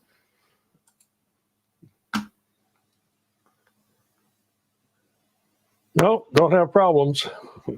See, that would be my question too. It's like, how do you ship a plant and not have it dead when it gets to the other end? No, works just fine. If it's going from we're in Illinois, if it's going to California or Oregon or someplace like that, we usually use next day air or second day air, Wow. and it's fine. So long this does that isn't a last? question about the chickens. This is a question about the paint. Okay, I've not had any problems. We've got some on up at the campground with some signs I made that probably been up for 4 or 5 years that face the south, and sun's on it all the time, and they're fine. Yeah. Yeah, I haven't had any problems with them, and I mean, I have winter where I am. Well, you have winter too in Illinois, but Oh yeah, probably you have a way worse winter than I have here. Winter where I live is sometimes snow, but mostly rain. we get snow, and this past January went down to 30 below one night, but I was in Mexico when that happened, so it didn't affect me. Yeah, as long as you don't come back to a house full of water because it froze the pipes. Now it did come back to 28 inches of snow in the driveway, though. That kind of sucked. Yeah, if it snows 20 inches here, I just have to wait till tomorrow. It's going to rain. I live on the Iowa-Illinois border. On I'd say kind of not quite completely northern Illinois, but not southern Illinois either. It's where the hump is in Illinois. It meets Iowa. Yeah, maybe I should just put live bees on every package I ship from now on. Well, they actually ship in a screen. I have had bees shipped to me before. I'm a beekeeper, and they come in a wooden box that's covered with screen, so everything's wide open. And it's always funny to watch the postal workers handle it just by the corners. They don't want to actually touch the box. Yeah, my father used to have a bunch of beehives too. Then as he got older, it just got to be too much. And I do remember him having a box full of queen bees shipped in the mail. Yep.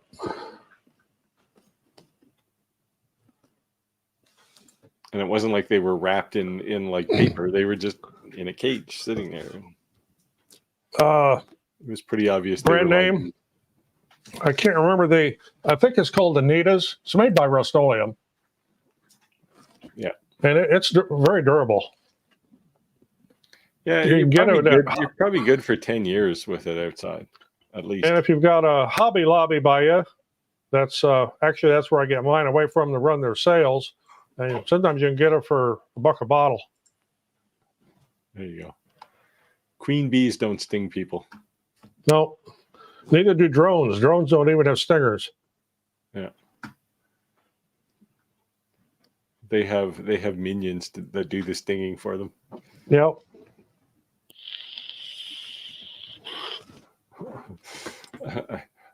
I'm not sure this is a compliment or an insult. Oh.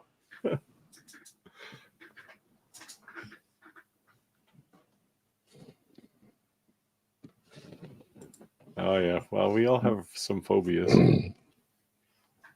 I used to work in the bee yard for a summer job for a few years, and getting stung just became a whatever. I'm used to it. It's worth the honey. Now, honeybee stings don't bother me. Yellow jackets, that's another story. Yeah, Those things are just, those are assholes there. They can sting multiple times too. Yeah. It's just Honeybee can only sting you once. Yellow jackets, they'll just keep right on going. Yeah. But yeah, I did forget that we actually had some shipped in the mail.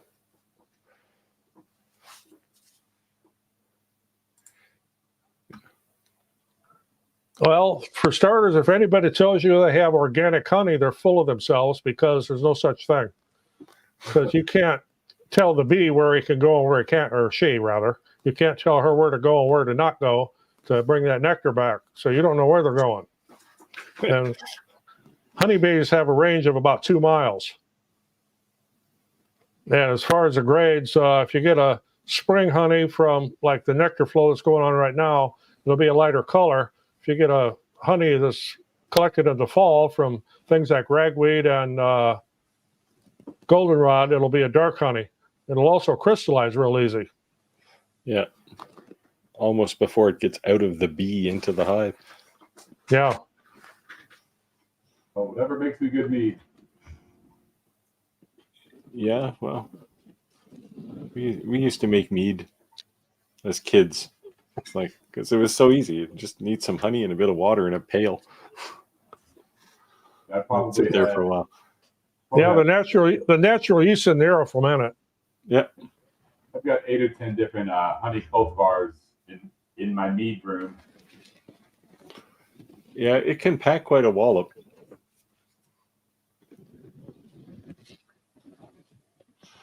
All right, now we got everybody talking about bees. Lasers, folks, lasers, or CNC, or woodworking. Yeah, that's true. They don't really bother you unless you actually squeeze one or kill one, or what the last thing you want to do is kill one, because they release a pheromone that alerts other bees that, hey, there's something bad here. And that pheromone gets going, all the bees will start generating it.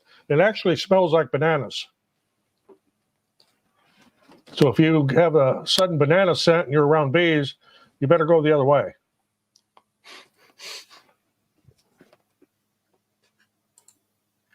I would go the other way for the smell of bananas anyway.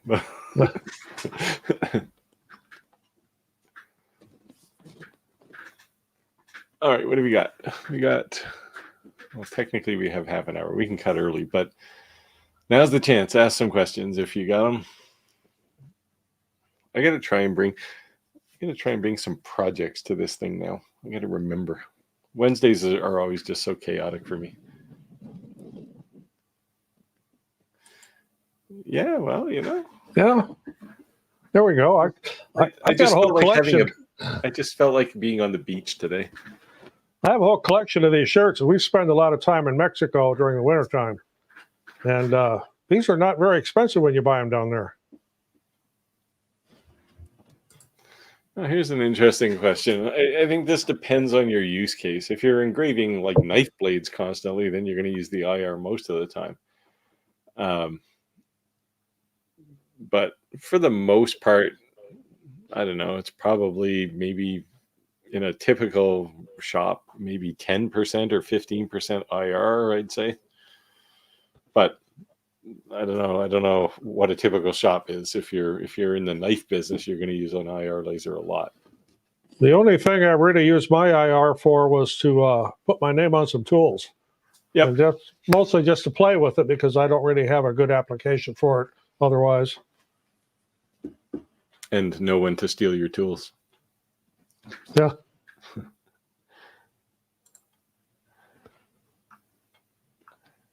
Yeah, this is quite a laser actually. The 70 watt. I have the 60 watt Creality Falcon 2 coming too, and it's Creality's answer to this one. This thing apparently can cut pretty substantial metal. I haven't seen it though,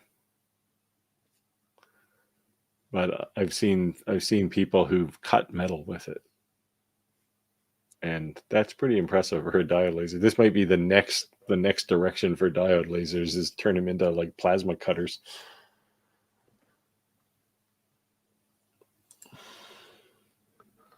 I did not have good luck with a diode laser on epoxy.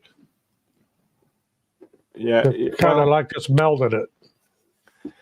Yeah, you have to be careful. I actually did if you look in my YouTube shorts, I did a thing where I engraved on a piece of epoxy, and it came out okay, but you then have to fill it because the laser is not going to darken it in any way. It's just going to blow material out and be the same color as it was when you started.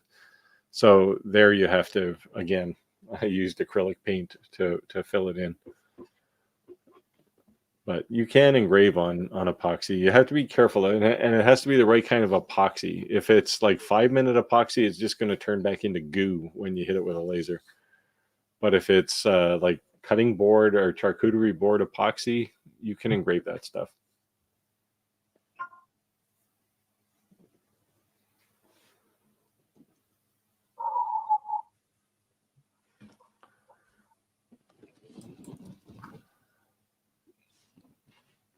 So I guess the question is, what new Creality, or what new we create? Because the only thing I know that they had coming was the IR laser module. Well, they have that conveyor bottom. And the conveyor. Yeah. Yeah. The conveyor shipping now, I think. Or May 12th, I think they ship. And the IR laser, this is the one I have, is an advanced copy. But I think they're shipping soon too. Like, they probably are going to start taking pre-orders if they haven't already.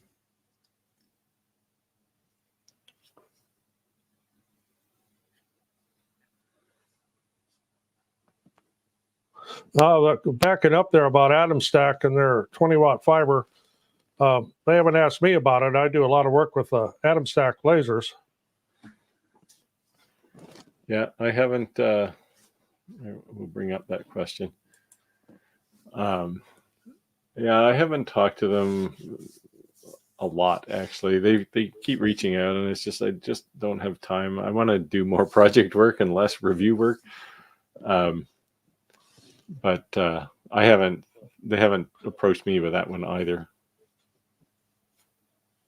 I don't even know how they would do a fiber add-on to a diode laser. It's probably just a standard IR module, although it says 20 watt. It'd be a hell of an IR module. Yeah, I think it'd be huge. If it was a diode, it would, yeah.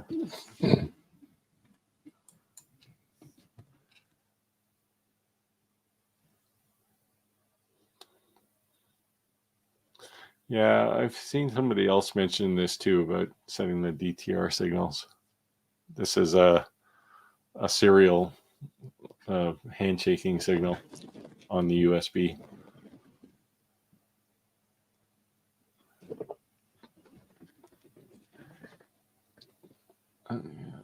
Yeah, it is DTR, but I can't remember. It's somewhere up in machine settings in Lightburn.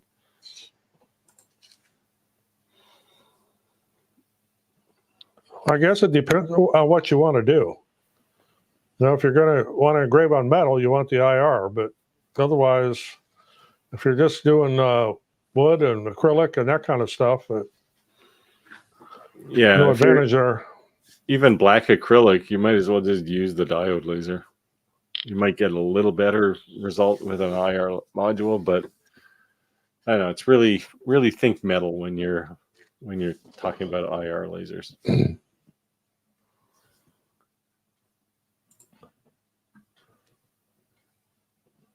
Yeah, this is what I typically use too. long cure time stuff. How do you keep the air bubbles out of a torch? Well, it takes 72 hours to cure, so the air bubbles have lots of time to bubble up to the surface. And yeah, you just take a heat gun or a torch and no. No, absolutely not. CO2 for that. Yeah. Clear acrylic, you're spending money because you can only use a CO2 laser for that with reliability. I mean, you can kind of fake it with a diode laser by applying paint and all kinds of black things, but it's just you can't cut it. No, won't cut it at all. Yeah. So, yeah, you can cut black acrylic, and that's pretty much it with a diode laser.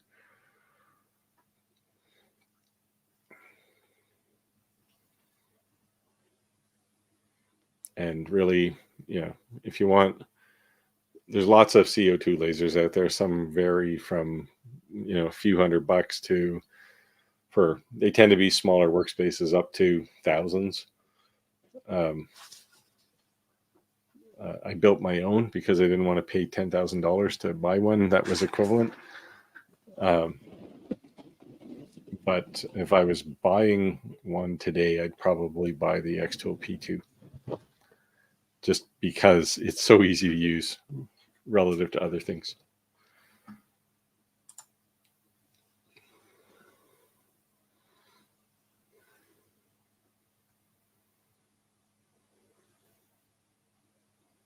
Yeah, I haven't even seen the setup for it, so I have no idea. Well, let me do some offline Googling here.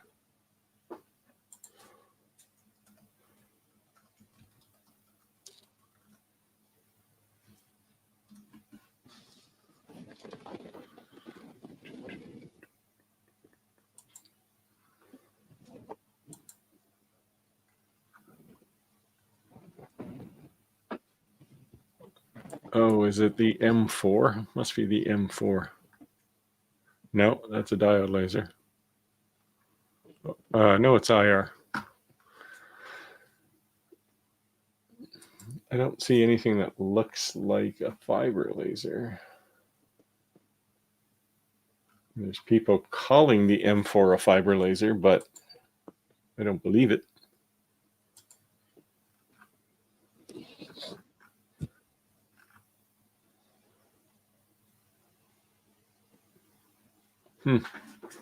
Gonna have to have a look.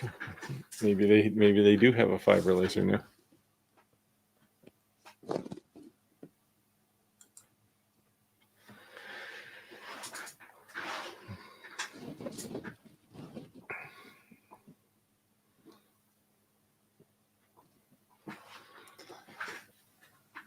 Is that it? Yeah, it's got to be this M4.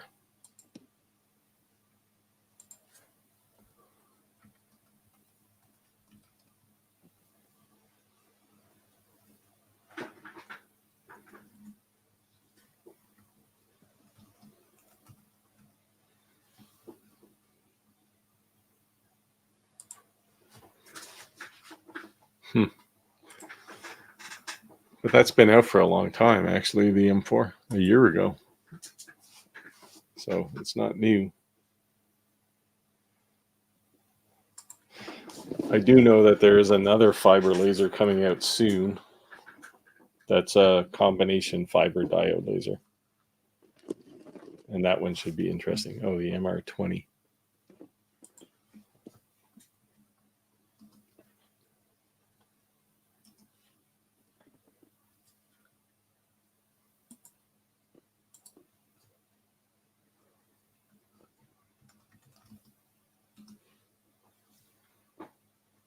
Yeah, that's a fiber laser.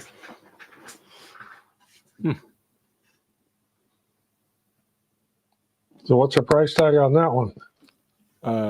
Don't know. Let me see.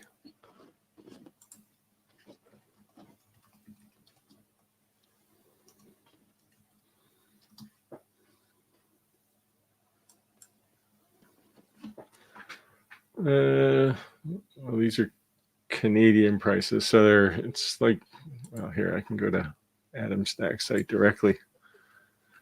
I think.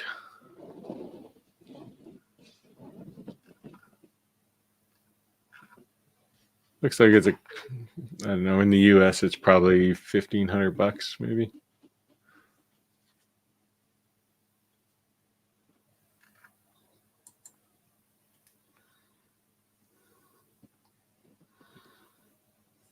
It's 1,400 euros in Europe, which just happens to be the site I got to. So it's not super cheap, but it's not real expensive either. That's I mean, if it's a fiber laser and a diode laser, that's a pretty decent price.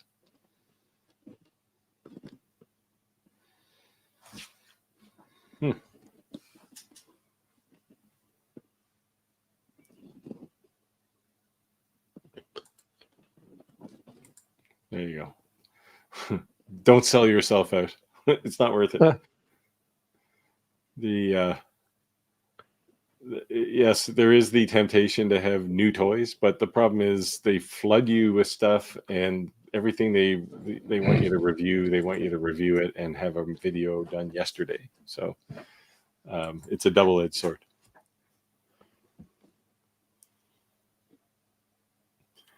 Reasonable laser. Well, get a 20 watt at least, regardless. Yeah, and it could be like a Ray 5.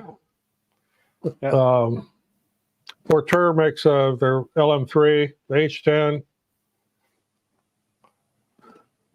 Yeah, the Ray 5 is actually a great laser to start with. It's open frame, so you're going to want to build an enclosure, but and they're I won't say dirt cheap, but they're much cheaper than most lasers. And they're reliable because I have one and I've used the hell out of it. And it just keeps right on trucking along. And what do you think about an X-Tool D1 Pro? I keep seeing them in my local marketplace. I've got 2 of those actually. One I put the extension kit on, and the other one's still the stock size. Yeah, mine has the extensions. Mine's a 40 watt though. 1200 sound good? Well, like a used one.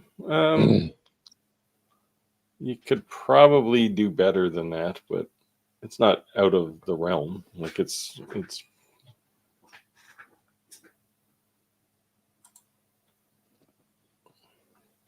Yeah, I like the Sculpfun S30. I have the A30. I like the A30 Pro. Yeah, they had, I don't know why they called all of their lasers very similar things, but because it isn't always the 30 doesn't designate the power necessarily, right? So No. So they have an A30 and an S30, and I don't really see what the difference is between them. Now, if you get into the P series on Adam Stack, that's they're like a little portable thing that I had one and I gave it to my grandson, so him to play with. Again, I have visions of your grandson being like this 3-year-old running around with a laser. No, he's 16. That may be worse, actually. He makes a lot of things for he's a real active Boy Scouts. And he does a lot of things for his scout troop. Well, he should be responsible if he's a Boy Scout. So he's not going to run around some shopping mall parking lot and engrave things on the side of people's cars with Oh,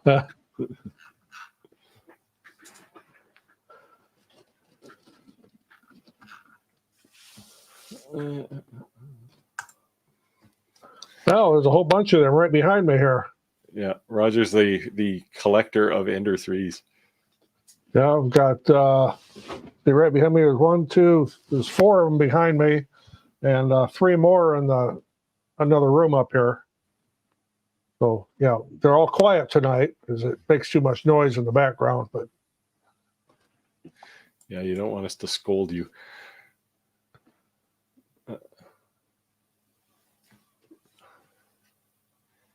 3D images inside the cubes. I think those are UV lasers. They're outrageously expensive. So you have to have a good business model if you're going to get one of those.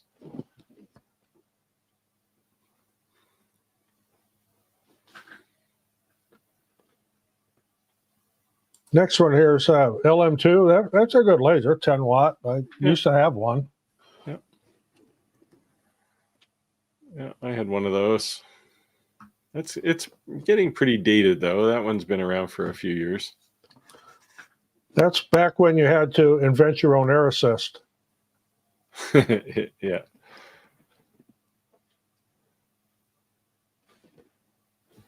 But they were reliable too. I never had any trouble with mine. The Ortur made some kind of not so good lasers though too. They made the a Pharaoh. That was not a great laser. No, I was not fond of that either. That got passed along to another relative. Yeah, the P20. So got one of those. Yeah, I had one of these. I moved it out of in IBM business terms. We used to say move things out of the business. I moved it out of the business. Yeah, they're great lasers. The company maybe not as good as some, but the lasers are definitely solid. And it can do it can do offset fill quite nicely.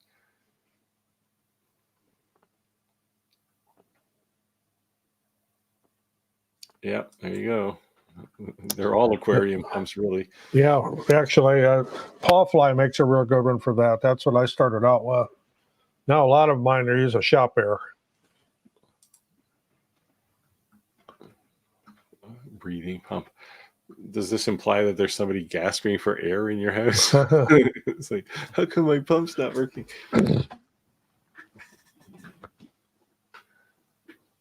Yeah, basically anything that moves air. You can put an air flow regulator on a compressor and use a compressor. Just make sure you use an air dryer. You don't want any moisture coming through there. Yeah, and probably an oil catcher too, because compressors tend to be a bit oily, the air coming out of them. Yeah, that's a pretty true statement there. Yeah, I assume this means that you have to buy one every week. Yeah. Well, that's the thing, right? It's not even necessarily a new laser. Like you buy a laser and then the next week that same laser is available with, the newest laser module on it. It used to be 30 watts, now it's 32 watts or something, right? It gets a little frustrating. Yeah, marketing is definitely the enemy of the people when it comes to lasers.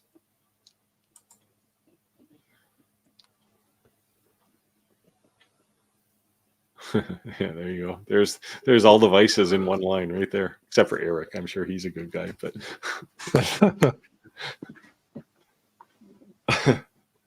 yeah, there you go. Geniuses think alike.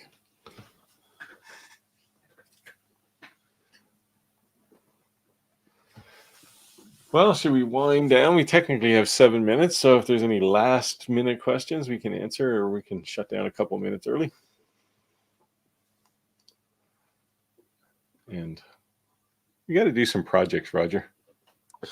Yeah, I've got to get busy here with videos. I actually agreed to do a review on a security camera because it was solar powered. And the ones I have up here now, I have to remember to charge them every 3 months. So I thought they were going to send me one. They sent me a whole set of 4. Sweet. With a central base unit. So I'm going to be playing with that. I'm going to do a review on that because I got to put them up. And then I won't have to charge these other ones all the time and get the ladder out. Yeah, that's a little out of my wheelhouse. At least for my channel anyway. Well, I normally wouldn't, but couldn't pass that up. So, hottest selling laser projects. That is such a regional question. and depends where you're selling. If you're doing like Conrad and you're going to weekend sales, you'll sell something completely different than if you're just doing custom work or something. My big thing are signs that are made out of cedar, and for outdoors, porch signs and stupid little signs. And let me see if I can put one of them up here. Maryland, things like that. You are so late. We do a lot of that stuff. That's those are fence boards. Yep, pickets? cedar fence pickets. Yeah. And I usually go to the local Menards here and buy 30 or 40 of them after I go through the pile, and then stack them up in the shop here with stickers so they'll dry, because they are not dry at all when you get them. Cheap, good CO2 to do images on clear acrylic. Oh, the Monport 40. Yeah, Monport. It depends what you mean by cheap. If you mean under $1,000, you'll appreciate that sometimes cheap and good don't go into the same sentence when you talk about CO2 lasers. But the old K40s, there's lots of those around, and they tend to have a smaller footprint. Like they're only, I don't know, what are they? Like they're about 3 feet wide and 2 feet deep and 1.5 feet tall. Yeah, but the work area is smaller in those. Right? Yeah, it only tends to be like 18 inches wide and maybe 10 or 12 inches deep. But you can get them for $600-700. Whereas if you're looking at something like I don't know what a Monport 40 costs, it's probably a couple thousand anyway. But Glowforges are like $6,000 now. Like they've just gone crazy. And the X-Tool P2 is $4,500. So yeah, you're in a bit of a different price bracket when you're buying CO2 lasers. Oh, there you go, 8x12. Yeah, I just remember them being pretty small.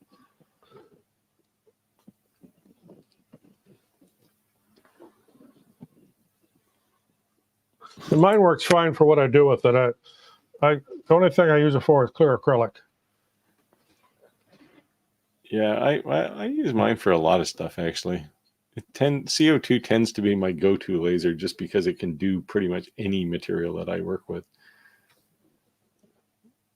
But if I want to do like an image engrave, I'm going to use a diode laser because I can do grayscale. CO2s don't do grayscale very well, or at all in most cases.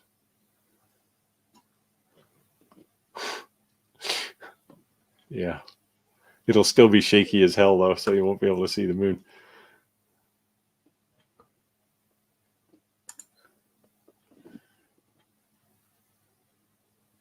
Yeah, they went up market.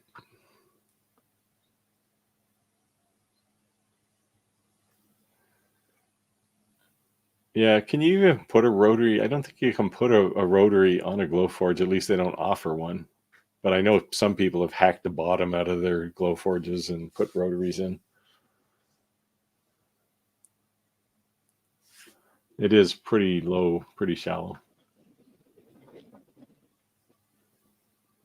It's the nice. The laser I built has a height. It can be up to, I don't know, a couple of feet. So I can put a chest in there and engrave on the top of it if I want to.